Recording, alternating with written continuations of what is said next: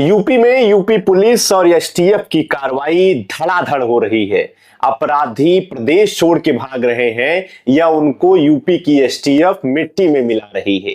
एक बड़ा एनकाउंटर हुआ है 28 महीने से फरार चल रहे एक मुख्तार अंसारी गैंग के शूटर का, जिसका नाम है सिराज अहमद। सिराज अहमद की वजह से यूपी का सुल्तानपुर जिला भी इस समय चर्चा में है, क्योंकि सिराज इसी सुल्तानपुर का रहने वाला था। उसके एनकाउंटर के बाद उसका शव जब घर पहुंचता है लोलेपुर, तो वहां पर हजारों की संख्या में लोग उस दुर्दांत शूटर अपराधी के जनाजे में शामिल होते हैं। जी हां, नमस्कार, मेरा नाम है अंजनी तिवारी और आप देख रहे हैं गांव देहात। आज हम आपको बताएंगे कि सिराज अहमद कौन था, वो अपराध की दुनिया में क्यों आया और पिछले 28 महीने से यूपी पुलिस उसे ढूंढ क्यों नहीं पा रही थी। सबसे पहले आपको बता दें सिराज अहमद का चर्चा में होने की वजह क्या है। सिराज अहमद 28 महीने पहले एक अधिवक्ता की सरेआम गोली मारकर हत्या कर दी थी। उसके बाद वो लगातार फरार चल रहा था। उसे यूपी पुलिस ढूंढ रही थी, प्रदेश के अलग अलग जिले की पुलिस उसको ढूंढ रही थी, लेकिन वो मिल नहीं रहा था। लगातार वो फरार चल रहा था। आखिरकार जिम्मेदारी दी गई एसटीएफ को। एसटीएफ ने उसे सहारनपुर में 20 और 21 दिसंबर की रात में मार गिराया। इसके बाद जो सिराज का शव उसके गांव, उसके घर लोलेपुर आता है और सुल्तानपुर में उसके जनाजे में हजारों की संख्या में मुस्लिम समुदाय के लोग शामिल होते हैं। उसमें 500 से ज्यादा महिलाएं भी शामिल होती हैं। आखिरकार एक अपराधी के लिए इतना प्रेम क्यों दिखाया गया, यह भी एक जो है चर्चा का विषय बना हुआ है। सबसे पहले आपको बता दें कि सिराज अहमद शहर के ही कोतवाली नगर थाना क्षेत्र के अंतर्गत लोलेपुर गांव का वो रहने वाला था। लोलेपुर में 1989 में रिटायर्ड फौजी जिनका नाम था मंसूर अहमद के घर में सिराज का जन्म हुआ था और इस सिराज ने 36 साल की कम उम्र में ही अपराध की दुनिया का बेताज बादशाह बन गया था। सिराज अहमद जब स्कूल में था और उसी स्कूल के समय में ही 2006 में एक दोस्तों के गुट के बीच में मारपीट से उसकी एक कहानी शुरू हुई थी और वो कहानी एनकाउंटर तक पहुंची। सिराज अहमद शुरुआत से ही पढ़ाई लिखाई में भी तेज था। उसके पिता के अनुसार वो शुरुआत में पढ़ने लिखने वाला था, लेकिन उसी को देखते हुए उसका बड़ा भाई मिराज भी उसी के साथ इस पूरे गिरोह में शामिल हो गया। मिराज को हालांकि उसके पिता ने अनुशासन का, देशभक्ति का पाठ पढ़ाया था शुरुआत में, वो एनसीसी कैडेट भी बना, लेकिन बाद में जब अपराध की दुनिया का चस्का सिराज को लगा, सिराज कुछ संपत्तियां बनाने लगा, तो उसी के साथ उसका भाई भी उसमें शामिल होना शुरू कर दिया और उसी की बदौलत आज मिराज जेल में बंद है और सिराज का यूपी एसटीएफ ने एनकाउंटर करके उसे मिट्टी में मिला दिया। सिराज जो है शुरुआत में उसने पूरी संपत्ति बनाई और जराइम की दुनिया में वो आगे बढ़ता चला गया और उसका जो संबंध था वो शुरू होता है मुख्तार अंसारी गैंग से। मुख्तार अंसारी गैंग का बड़ा जो है बदमाश, बड़ा जो है शूटर, करीबी मुन्ना बजरंगी के साथ उसका रिश्ता शुरू होता है। जब मुन्ना बजरंगी 10 अप्रैल 2013 में जो है प्रशासनिक आधार पे सुल्तानपुर के अमहट स्थित जेल वो पहुंचता है, वहां पे उसका ट्रांसफर होता है और उसमें वो बंद होता है, तो उसी समय सिराज उससे मिलने के लिए जेल जाना शुरू करता है। उससे जेल में मुलाकात करता है। सिराज के साथ उसी के जो है सुल्तानपुर के जनपद का ही रहने वाला जलीस रहता है। हालांकि जलीस मास्टरमाइंड रहता है, लेकिन सिराज और जलीस मिल करके जेल के अंदर से ही मुन्ना बजरंगी के बहुत सारे जो अवैध धंधे थे, जिसमें रंगदारी था, टावर पे कब्जा था, पीडब्ल्यू का टेंडर था, ये सारे जो उसके खेल थे, अकूत संपत्तियों के, काली कमाई के जो धंधे थे, उन सबको वो मैनेज करना शुरू करता है और जेल से ही वो संचालित करवाने में मदद करते हैं। जब जो है मुन्ना बजरंगी का झांसी में ट्रांसफर हुआ तो झांसी भी मिलने के लिए सिराज उससे जाया करता था। सिराज बहुत कम उम्र से ही इन सब गिरोह में जो है सक्रिय हो गया अपराध की दुनिया में, और वो धीरे धीरे अपनी काली कमाई से बहुत सारी संपत्तियां बनाना शुरू कर देता है। और जब उसका एनकाउंटर हुआ तो उसके गांव में लोलेपुर में करीब 8 से 10 बीघा जमीन थी, सीमेंटेड पाइप की फैक्ट्री थी, लखनऊ में उसका घर था, यहाँ पे भी उसका घर जो है सुल्तानपुर में भी बना हुआ था। और 2023 में जब उसके घर पे बुलडोजर की कार्रवाई शुरू हुई, उस समय पे भी उसका आलीशान बंगला, इस हॉस्पिटल, ये सारी प्रॉपर्टियां तब तक वो बना चुका था। सिराज जो है तब ज्यादा नजर में आता है जब उसने सुल्तानपुर के ही अपने गृह जनपद के ही एक जो है अधिवक्ता की सरेआम गोली मारकर हत्या की थी। वो समय था 6 अगस्त 2023 का। भुलकी चौराहा एक पड़ता है, दीवानी का एक अधिवक्ता जिसका नाम जो है आजाद अहमद था, अपने भाई मुनव्वर के साथ उसी दिन उसको एक बेटा पैदा हुआ था। बेटे को देखकर खाना लाने के लिए वो अपने घर आ रहा था और भुलकी चौराहे पर सिराज अपने गुर्गों के साथ पहुंचता है और ताबड़तोड़ फायरिंग करता है। और उस फायरिंग में गोली लगने से अधिवक्ता आजाद अहमद की मौत हो जाती है और उसके भाई मुनव्वर को उसके पेट में गोली लगती है, उसके दिल के पास से गोली लगते हुए दूसरी तरफ जाकर फंस जाती है और वो घायल हो जाता है। उसको लेकर परिजन जो है जिला अस्पताल पहुंचते हैं, वहां से दिल लखनऊ तक उसका इलाज होता है और सिराज का छोटा आजाद अहमद का भाई मुनव्वर की जान बच जाती है कई बार सर्जरी होने के बाद। 6 अगस्त को ही सिराज के खिलाफ और 10 लोगों के खिलाफ जो है नामजद एफआईआर कराई जाती है। उसमें जलीस का भी नाम था और इस तरीके से 2023 की घटना के बाद सिराज फरार हो जाता है।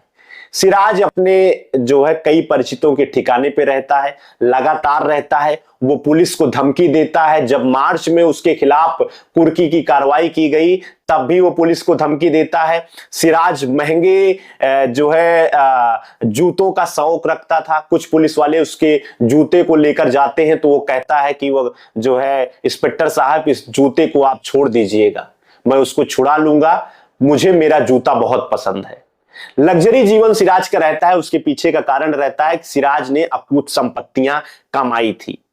और ये पूरा जो घटनाक्रम होता है इसमें 2015 में जो सिराज ने हत्या की थी मुन्ना बजरंगी के साथ मिलकर, जलीस के साथ मिलकर उसने एक हत्या की साजिश रची थी। बाद में उसको उसने अंजाम दिया। उसमें मुन्ना हाजी की उसने हत्या की थी। सिराज के ऊपर 30 से ज्यादा मुकदमे दर्ज थे। इसमें हत्या का प्रयास और रंगदारी, फिरौती, जान से मारने की धमकी, बड़ी कार्रवाई, कई सारा जो है उसके ऊपर मुकदमा दर्ज था। वो लगातार जो है सुर्खियों में रहता था। वीडियो सोशल मीडिया पे उसके वायरल होते थे। वो अपने आप को सभी धर्मों का पालन करने वाला भी बताता था। अपनी गाड़ी में वो जो है भगवान गणेश की मूर्ति रखता था, रुद्राक्ष की माला भी वो पहनता था। उसके पोस्टर्स जन्माष्टमी पे भी वायरल होते थे।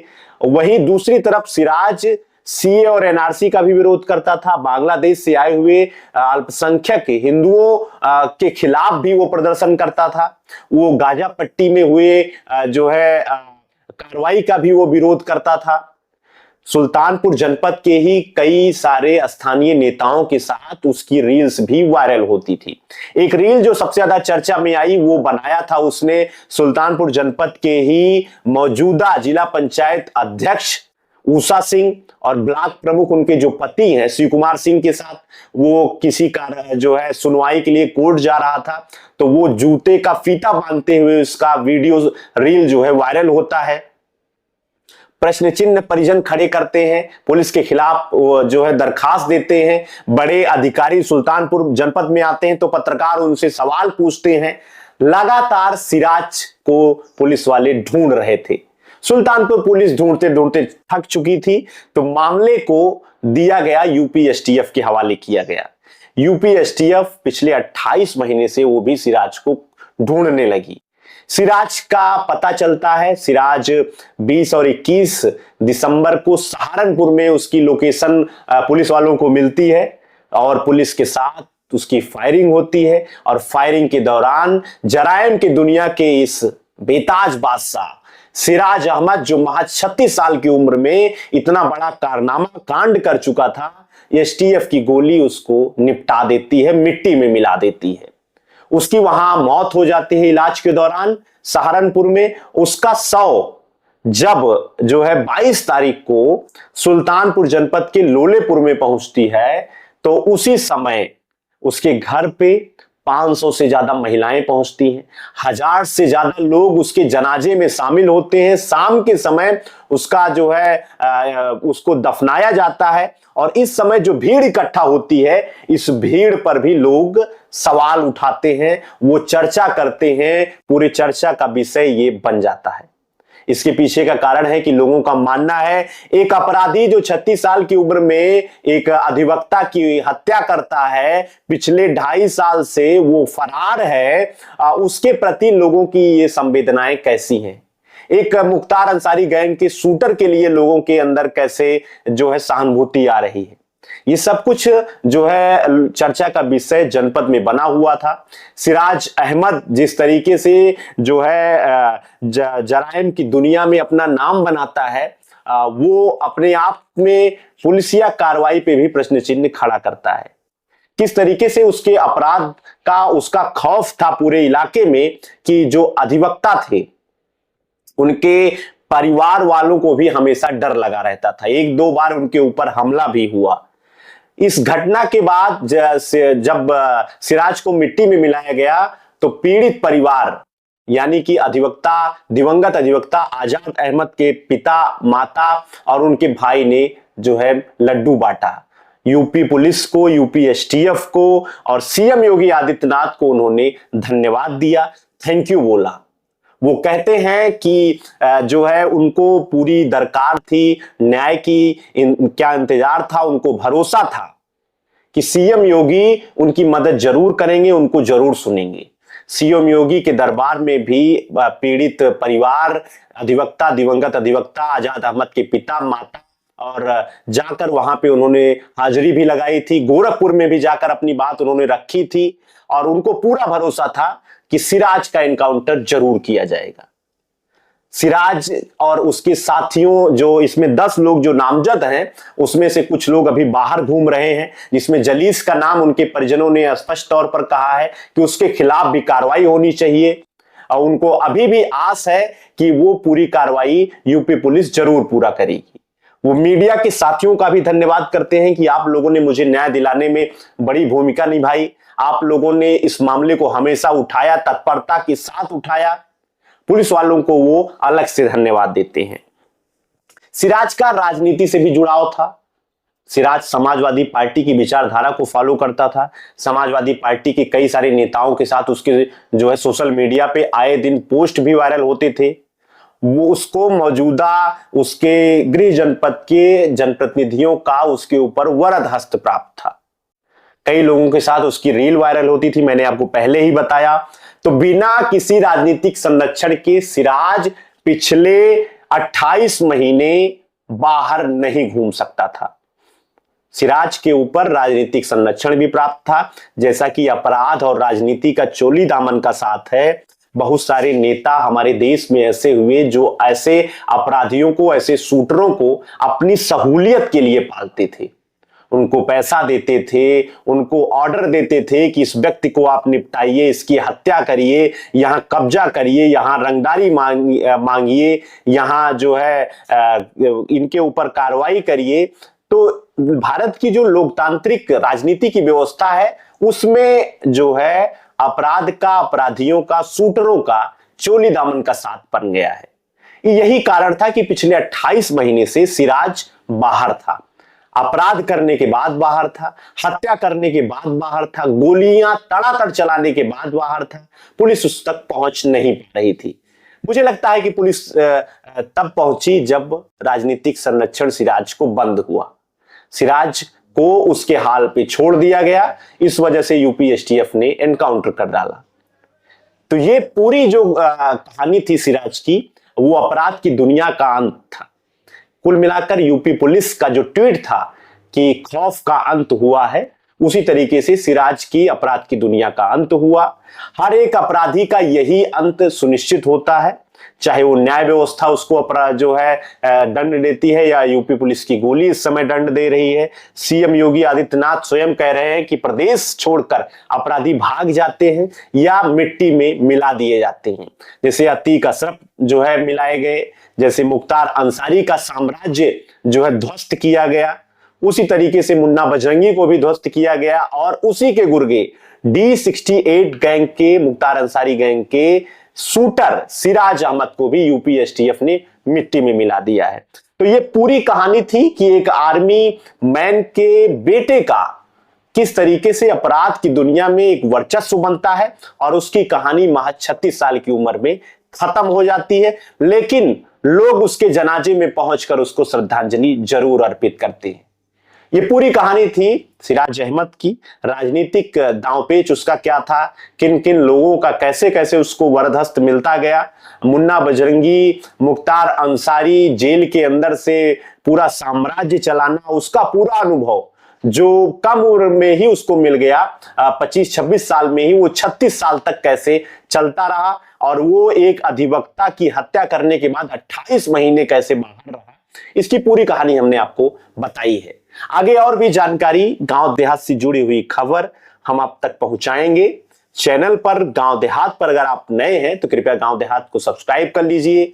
आप वीडियो अगर सोशल मीडिया के फेसबुक पेज पे हमारा देख रहे हैं तो वहां पर पेज को आप फॉलो कर लीजिए। इंस्टाग्राम पे हैं तो वहां पे भी आप हमसे जुड़ जाइए। देखते रहिए गांव देहात। आपका बहुत बहुत धन्यवाद।